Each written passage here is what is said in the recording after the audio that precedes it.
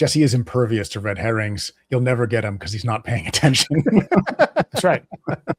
Can't fool me, or can you? Nobody knows.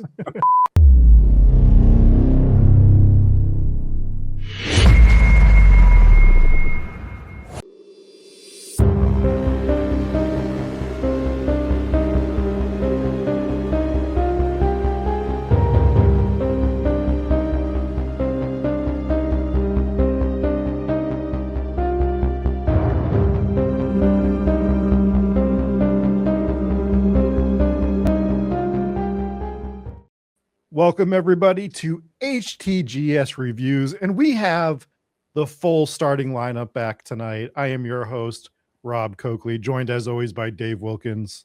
Hello, Rob Coakley. And with us as well as Jesse Wilkins. It's good to be back. Welcome back. And we are covering the movie The Hole in the Ground, which as of time of recording, you can watch on HBO Max right now if you're looking to check this movie out. It was Lee Cronin's first official movie, so I thought it was a good idea for us to make sure that we've covered all of his movies at this point in time, so I'm glad we watched this. It was a interesting movie that we're going to dive into. But before we do, as always, Dave, can you give us the synopsis for The Hole in the Ground? Yes. 2019, directed by Lee Cronin. One night, Sarah's young son disappears into the woods behind their rural home. When he returns, he looks the same, but his behavior grows increasingly disturbing. Sarah begins to believe that the boy who returned may not be her son at all. Spooky. Very spooky. So this was the final of the, well, not the final, it was the first, but it was the final one of Lee Cronin's movies that I hadn't seen that I've now seen. Worded that perfectly. We're going to roll with it. This was he did Evil Dead Rise, which I loved. He did The Mummy, which I didn't love as much, and he did this, which I thought it was fine. It was pretty good. Had some spooky moments. Definitely had some stuff I didn't like, but I thought it ended pretty strong. So we should get into some of the things that we liked about this. Rob, what did you like about this movie? Well, I like that you could tell that obviously this was his first movie, and I felt like he stretched his budget on this. And you could see why they hired him for Evil Dead Rise with some of the effects that he did on this, right? Like, I thought that was very evident in this. I thought that there were some tense moments in this as well. I thought we actually got some decent acting from the mother in this movie. She did a great job throughout this entire movie. Some really creepy stuff. But I'm like back and forth on it. But it was shot well. It looked good. It was a creepy atmosphere. There had some really creepy scenes. But I don't know, man. I've been sort of back and forth on this since I watched it the other night, and I'm interested to see what your guys' takeaway is as well. Also, we will spoil this movie, just so everyone's aware. Yes, we'll be full of spoilers. I thought this movie was good. I thought the acting was great. I thought it was shot pretty well. The musical score was tense. It was paced well. A lot of A24 movies are real slow burners, but this one, it kept a lot of intense moments rather throughout the movie that kept you interested in it. And for like at least the first half of the movie, I didn't really know where it was going to go. I wasn't entirely sure what was going on. Kind of possession. You knew that there was some big mysterious hole in the ground, a creepy old lady doing weird things, but overall really well acted. It was a very interesting movie, held my attention the entire time. So some good positives there. Yes. I thought this movie was paced right. I do agree with that. And I thought, so Lee Cronin definitely has a feel, and he definitely has a talent for the way his movies look and sound. Very consistent. The sound design is always great. The camera work's always great, cinematography, and just the overall look with regards to lighting and whatnot is always really good. So he's very consistent there. There were a lot of things that I did like about this movie. A lot of, kind of on the edge of your seat that I've seen with a lot of Lee Cronin movies. Also, I like the way he opens his movies. His openings are all very like classic horror kind of feel, where you get that like creepy sound and as the movie starts, he does something like weird or unorthodox, like in Evil Dead Rise, when the Mhm. girl's floating and the Evil Dead Rise text comes up over the mountains in the background there. In this movie, you got the whole frame just turns upside down, which is kind of just weird. You Yeah. feel weird. And then he did something similar in The Mummy too. But yeah, I like the way he does his stuff. Very fitting too, like whenever he does something like that, and it's attention grabbing when he does that. The lake scene and Evil Dead Rise is perfect, but the upside down was so like telling of what you were about to get in this kind of. So I thought like it makes more sense when you go back and think about that. So I do like that as well. But yeah, he is a great like a great director, I'll say, because everything you want in a movie is done well. I think my problem, I mean, we'll just start jumping into some of the stuff right now. I wish I saw this before I saw his other movies, to be fair.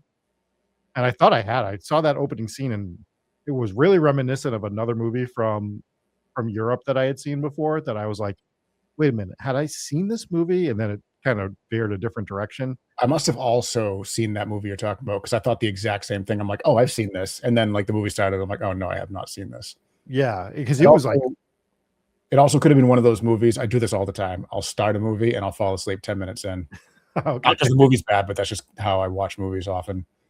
Yeah, no, the one that I'm talking about, and someone in the chat and the comments might know, but it was like it had the same beats in the beginning, but they were going to some kids party, and then things happen. So like clearly it veers differently pretty quickly here. But I was like, this is like the same beat. Something shows up right in the street, and it's like the same exact beat for beat thing, and then it veers completely differently.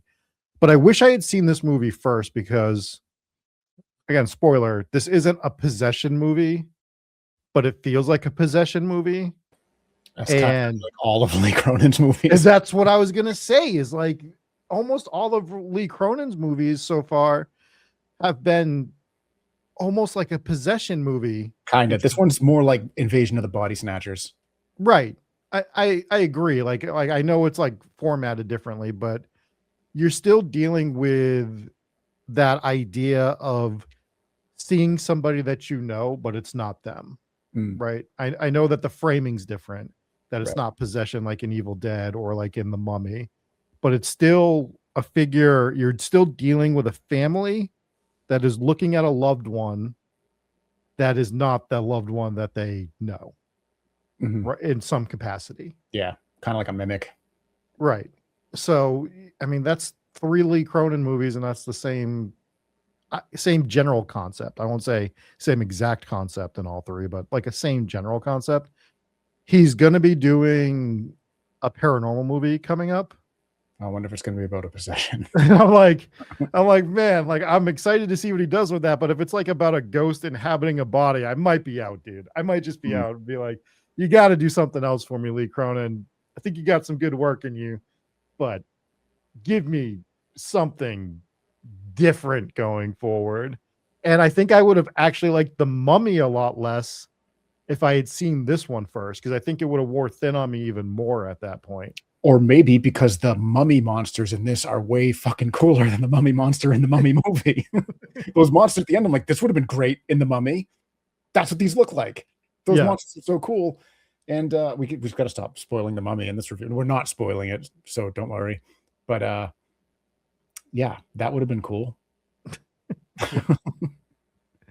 So that was kind of like my thoughts as I was watching this movie, but there is a lot of good. There's a lot we should break down. I think we should start by talking about the woman that appears to be a crazy old woman, Oh, Noreen. Noreen. Noreen the Uh, ostrich lady. Noreen the ostrich lady. Yeah. Don't ostriches bury their head in the sand or something? Oh my god, dude. That was actually I have many thoughts on that. Let's just talk about Noreen to start before she buries her head. But yeah, so I thought that was terrifying. Like her showing up, her look, the life from her eyes just kind of being gone Mhm. and trying to figure out that whole situation. Well, I feel like there's an inconsistency here too with this with Noreen's timeline. You get the opening scene where they're driving and they skid off the road because Noreen's just in the road being weird. And then the creepy part of that scene was she's standing there, and as the mother gets out of the car to talk to her, she's looking past the mother and staring at the kid, Mhm. right? But the kid hasn't been switched at this point. So Mm. like, I feel like that's a continuity issue, possibly. That's a good point. Or maybe she's just being weird. Or maybe Possible. maybe at that particular point she is remembering her son, Maybe. and she doesn't want that fate for another child that's living in that area near that hole, and she can't convey that with her current. I chalked it up to this, which was she had been through that situation before with her own kid. Mhm. And so every time she sees a kid, she's skeptical on whether it's an imposter child or the actual child. So I think she was staring him down, trying to see if maybe this was showing signs of it being an imposter. And at that time, it wasn't. But because she had studied him in that moment, later on, she started to pick up on the fact that he was one of the imposters. Possibly. That's a good point. But we get a good little start there. I think the problem with that scene is she like knocks off the side mirror of the car, Mhm. and you would think that would at least be mentioned when they finally meet her husband later. Like, oh, she scared me, and like, like something with the elbow or something that they would bring it up or something. I just thought that was weird that that's part of the scene. We don't bring that up later. Also, I've never seen a Range Rover in the condition of that Range Rover. Where do you find a Range Rover that beat up? Ireland, I guess. You start hitting old ladies with cars, it starts to get a little bit mangled, That's fair. So you rust that bad boy up, I guess. Mm. But yeah, I thought that was I was like watching, I'm like, that's a Range Rover. What's Right. happening here? Right. But that was a creepy scene. Kind of like, I don't know, she was in like looked like a robe that a cult member would wear, Mm.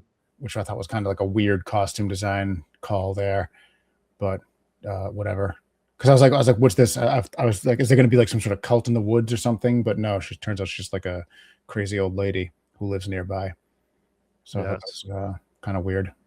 Well, I think they're trying to throw you off on what the movie's going to be, right? I think they did that a little bit too much. Too many red herrings in this movie, and then there ended up being too many loose ends that they never really like tied up, right? And I think that was just them trying to throw you off, trying to get you to guess what was going to happen.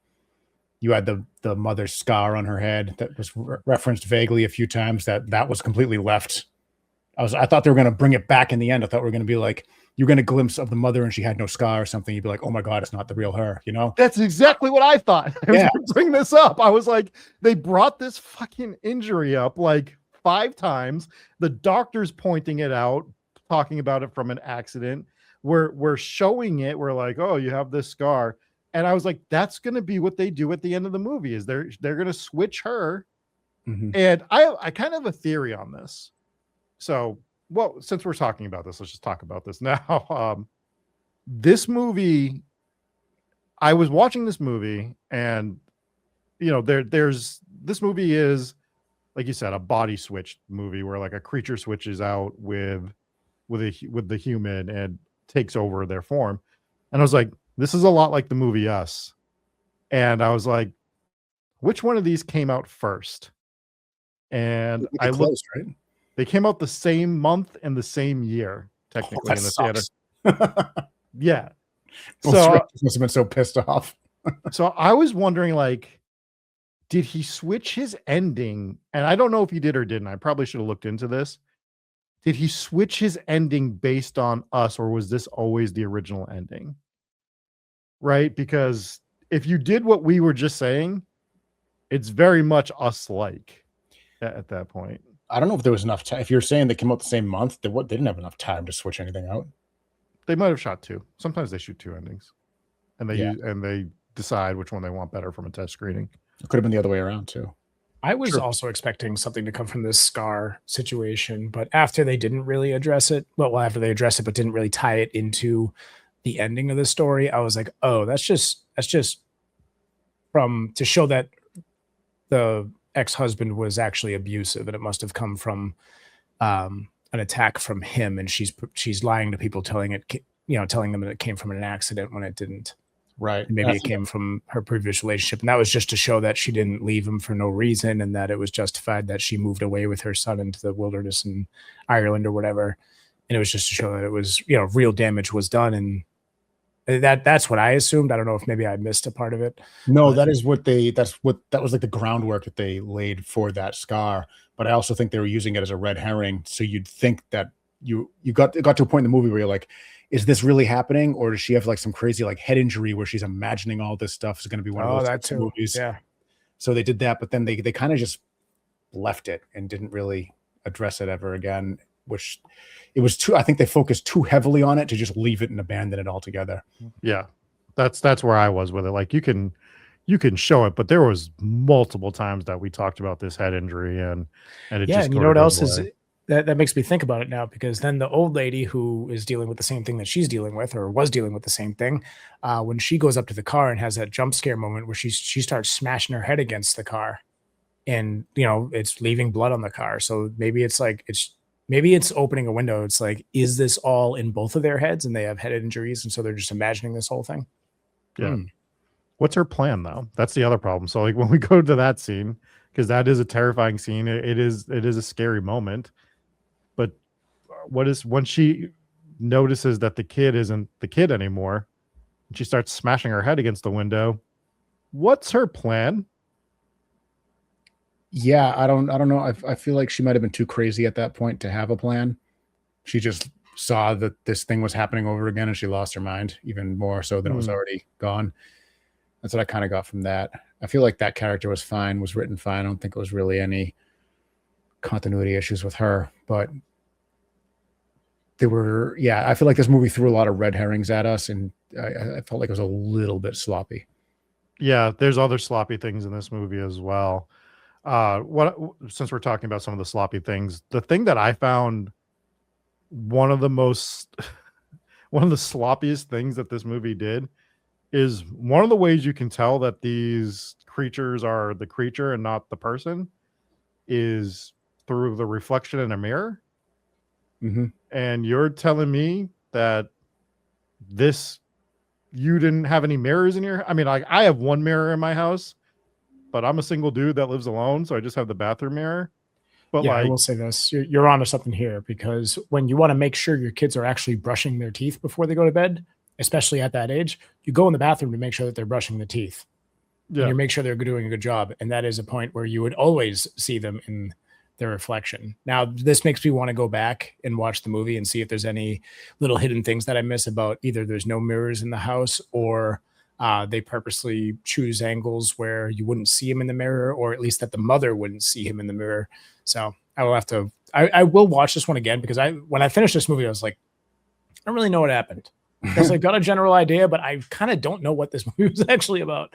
But it's tying together for me now. Speaking of the mirrors and like waiting for something to happen in the mirrors, the very last scene in this movie where the mother's like taking pictures of the kid riding his bike out the window, and she takes a step back, and that room has a wall full of mirrors. I was like hyper focused on all the mirrors when she was walking by, just trying to catch a glimpse, and they didn't do it.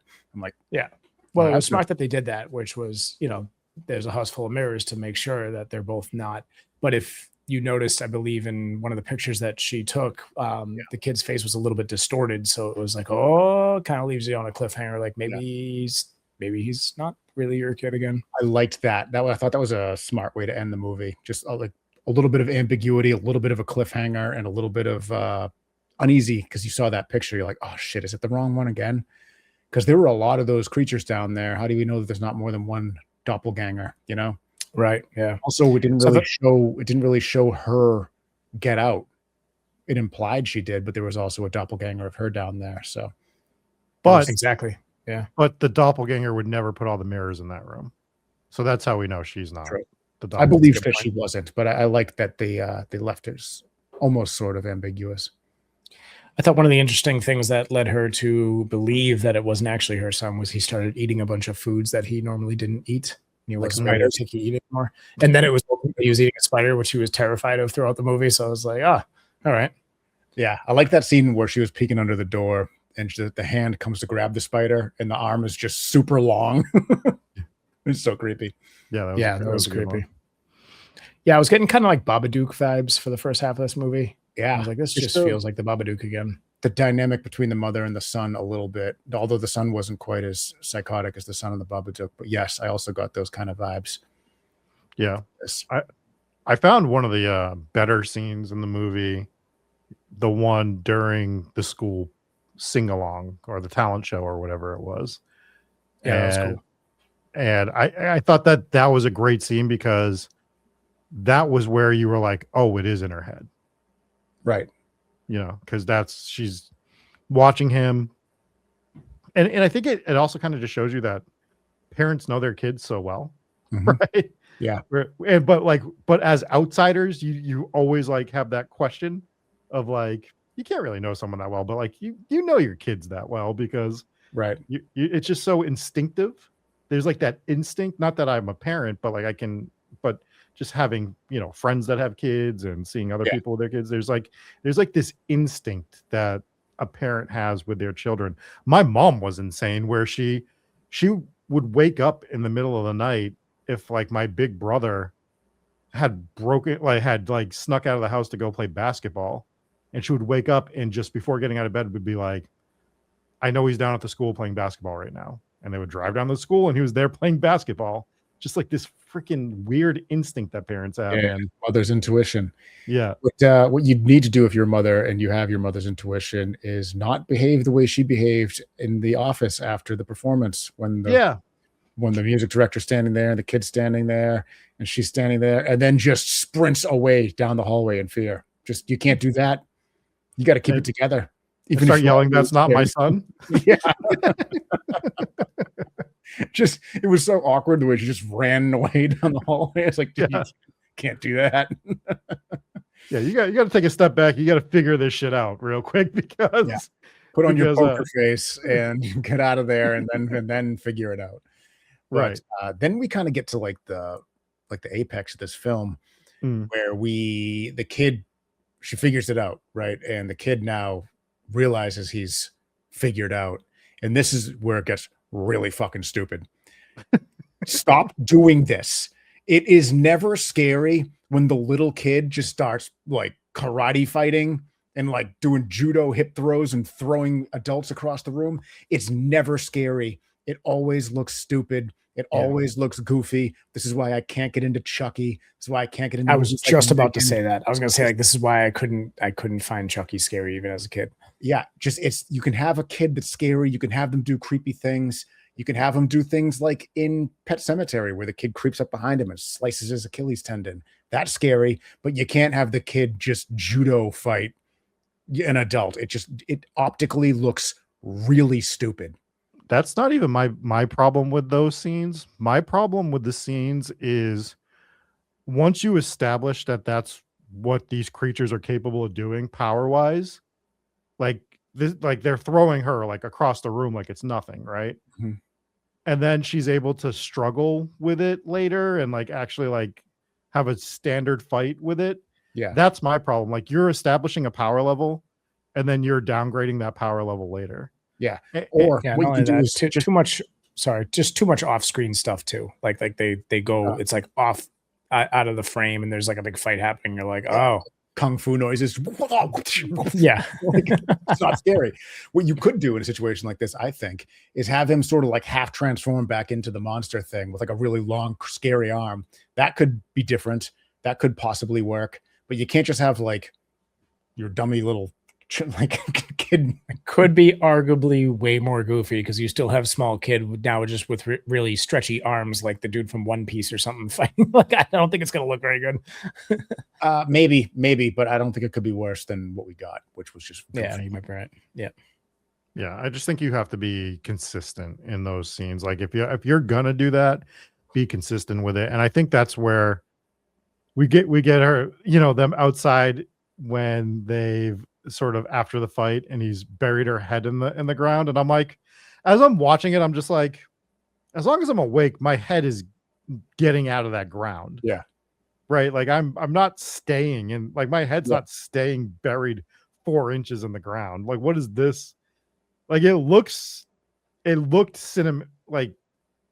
like for the movie, it looked like a cool shot, but like just You like gotta as you fix the angle of how you like if you buried them with like an actual ostrich with like straight down, where you probably couldn't pull your head out based on like how your back muscles work. yeah, That one looked so much sillier. It would have looked so much sillier. I will say any angle except for the angle they shot it at would have also looked silly. So they Right. had to do the overview because it was a little creepy, like the face is just in the dirt. But if you do that from the side, it's just like, well, dude, get up, Yeah. get up, Sudokan. But that's when you start getting into like the power problems and stuff. And then what I thought they should have done, or at least what made me chuckle while I was sitting on my couch watching this, is after they have this struggle and she's going to go save her son, which I have a lot of problems with this as well. She just goes and like steps in the ground and it just swallows her. Yeah, I thought, sorry, let me just finish this, because I thought what should have happened is as the ground swallows her and she goes underground, we should have just cut to credits.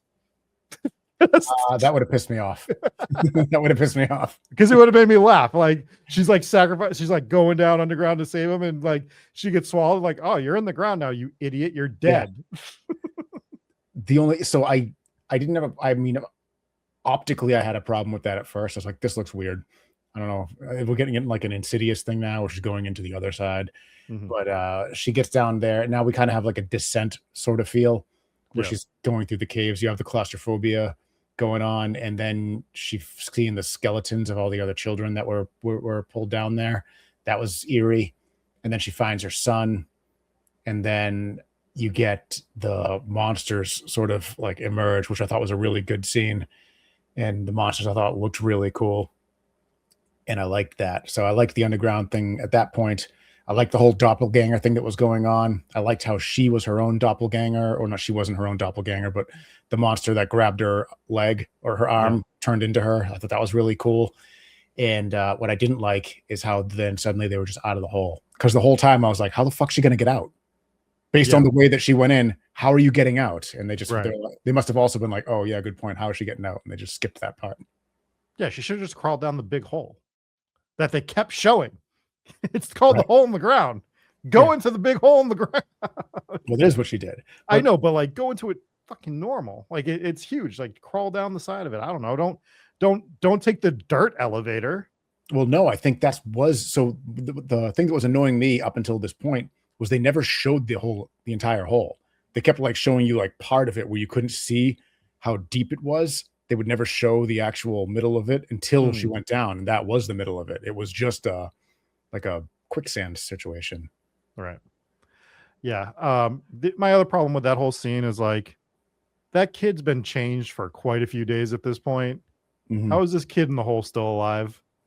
Because it's multiple days that he's been in the house, and at least like 4 or 5. We've had a death, we've had a funeral, we've had a talent show, we've had spaghetti.